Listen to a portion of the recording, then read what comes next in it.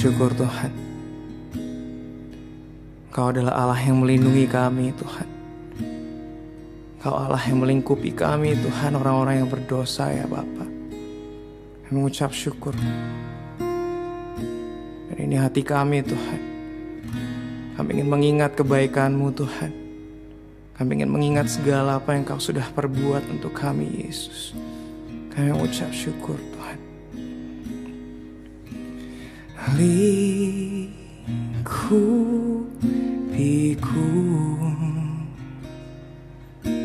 dengan sayap-Mu,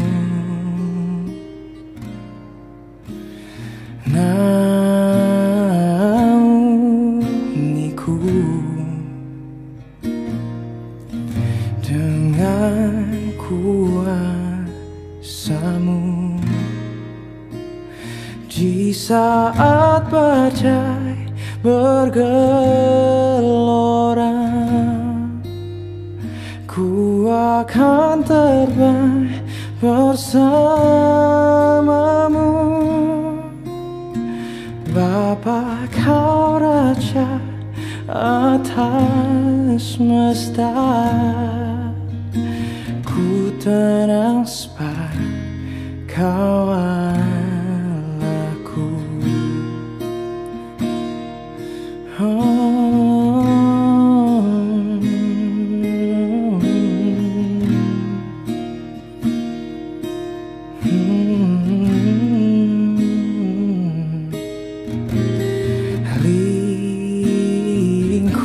Lingkupiku dengan sayap-Mu,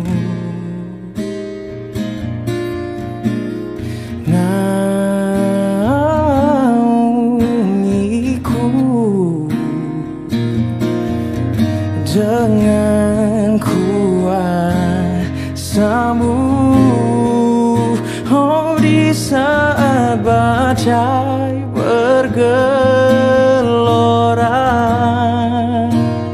ku akan terbang bersama-Mu. Bapa, Kau Raja atas semesta,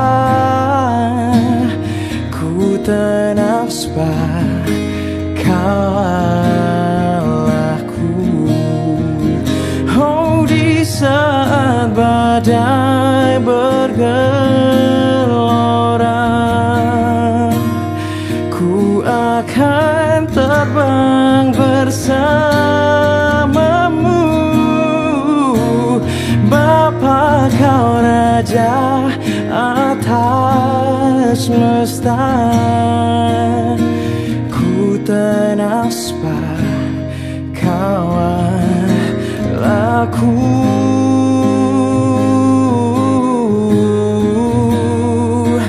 Ku tenang sebab Kau Allahku. Kau Raja yang baik, yang melindungiku dari segala mara bahaya.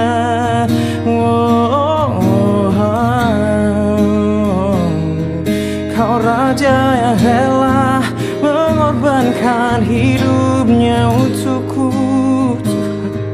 Kau rela korbankan nyawa-Mu. Kau rela membawaku kembali jadi anak-Mu lagi, mengembalikanku, mengangkatku. Aku Tuhan yang bukan siapa-siapa, aku yang sering menyakiti-Mu, aku yang sering menjauhi, aku yang sering melupakan, mengindahkan-Mu. Kau rela mati untuk orang sepertiku Tuhan. Betapa indah betapa mulia Kau Rajaku, Kau penyelamatku. Oh, oh.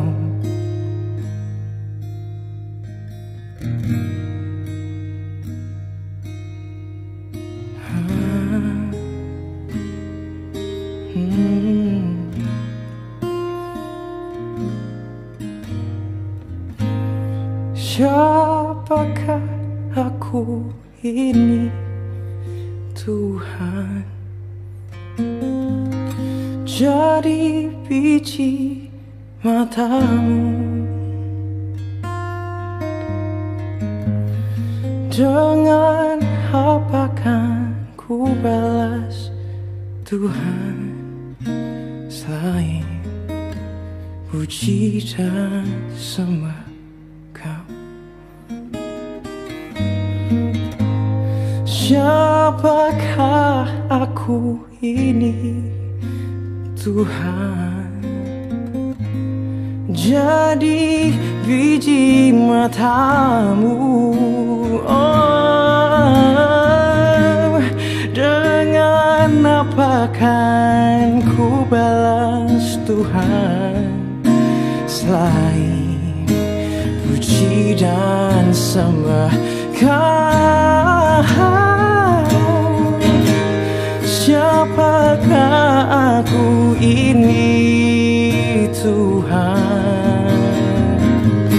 Jadi biji matamu.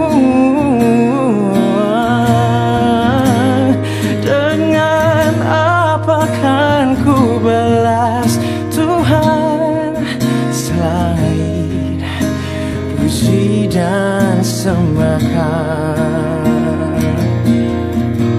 Selain puji dan sembah Kau. Selain puji dan sembah Kau.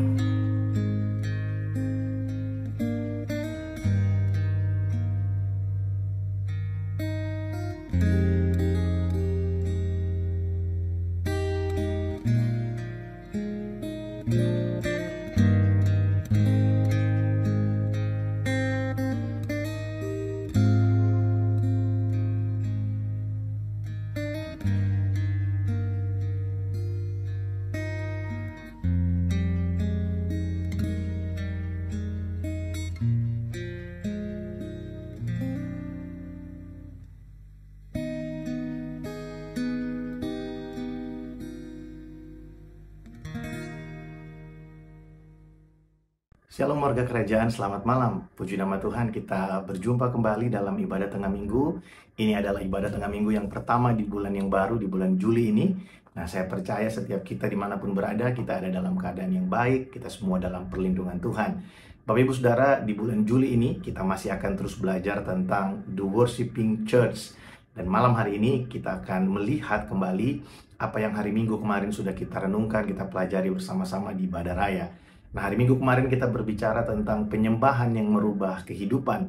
Ayat bacaan kita ada dari Roma pasal yang ke-12, ayat yang pertama dan ayat yang kedua. Namun malam hari ini saya hanya akan membagikan bagi setiap kita dari Roma pasal yang ke-12 ayat yang pertama. Saya mengajak setiap kita untuk membuka Alkitab kita dari rumah kita masing-masing, dimanapun saudara berada. Mari sama-sama kita melihat Roma pasal yang ke-12 ayat yang pertama. Saya akan bacakan bagi setiap kita. Demikian firman Tuhan. Roma pasal yang ke-12 ayat yang pertama. Ini adalah surat yang dituliskan oleh Rasul Paulus untuk orang-orang percaya yang ada di Roma, ya. Karena itu saudara-saudara, demi kemurahan Allah aku menasihatkan kamu supaya kamu mempersembahkan tubuhmu sebagai persembahan yang hidup, yang kudus dan yang berkenan kepada Allah.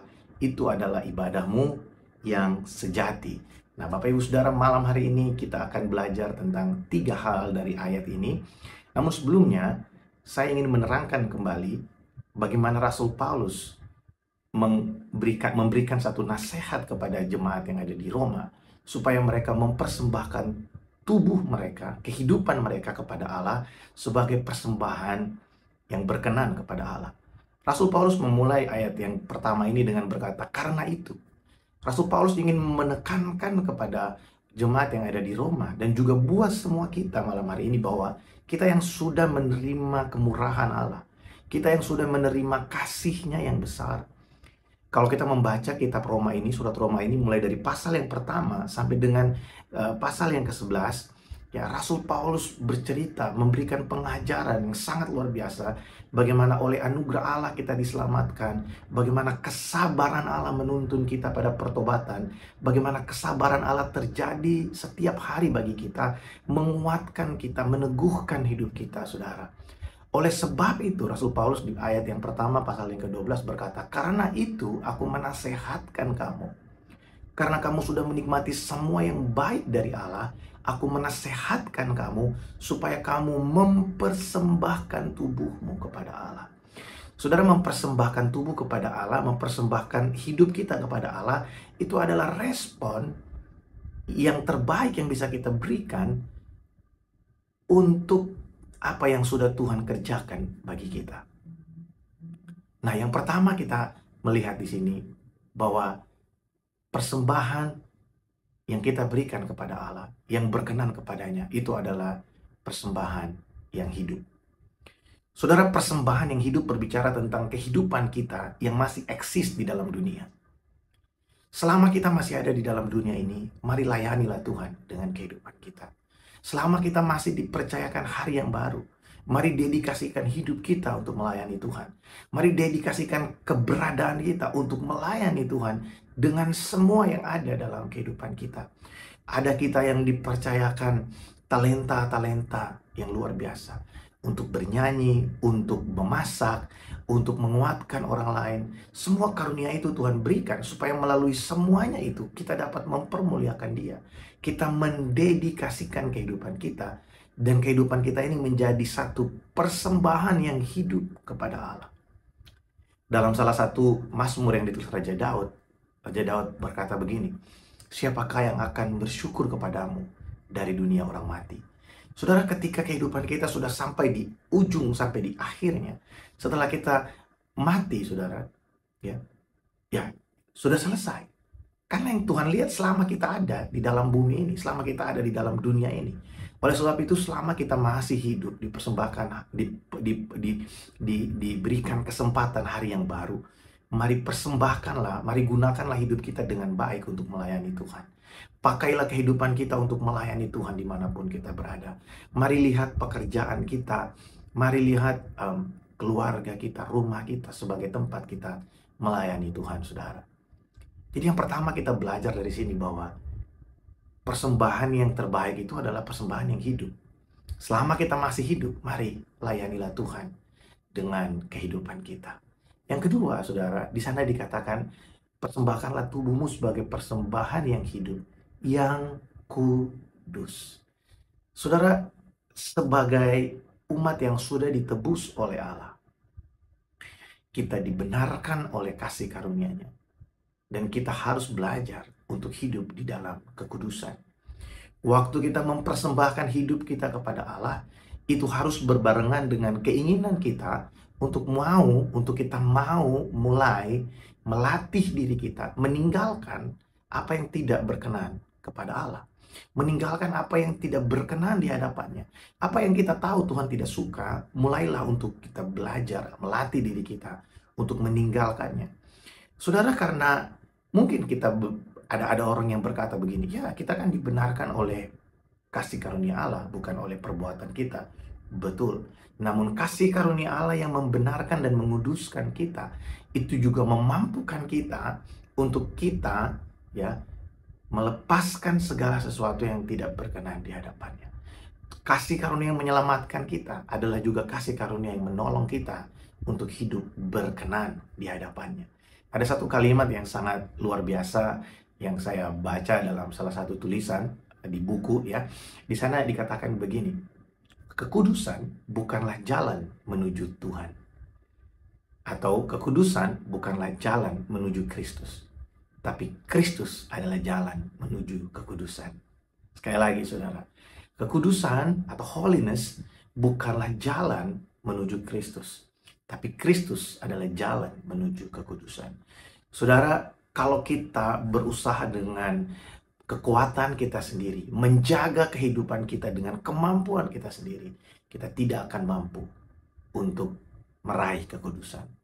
Namun saat kita mengenakan Kristus dalam hidup kita, mengenakan Kristus maksudnya kita mengikuti perkataannya, kita melakukan kehendaknya, maka kita akan dibawa kepada kekudusan. Yang saya yakini, saya pelajari, dan yang saya alami adalah semakin kita mendedikasikan hidup kita bagi Allah, maka kasih karunia Allah akan menuntun kita untuk hidup semakin berkenan di hadapannya. Semakin kita mendedikasikan hidup kita pada Allah, maka kasih karunia-Nya menuntun kita untuk hidup semakin berkenan di hadapannya. Jadi yang pertama kita belajar malam hari ini yaitu bahwa persembahan yang hidup, yang berkenan kepada Allah, itu adalah kehidupan kita hari ini, saat ini, di mana kita masih tinggal di dalam bumi, masih bernafas, dan masih dipercayakan hari yang baru. Layanilah Tuhan dengan kehidupan kita. Yang kedua, kita harus belajar melatih diri kita untuk hidup dalam kekudusan. Yang ketiga, saudara, berkenan kepada Allah.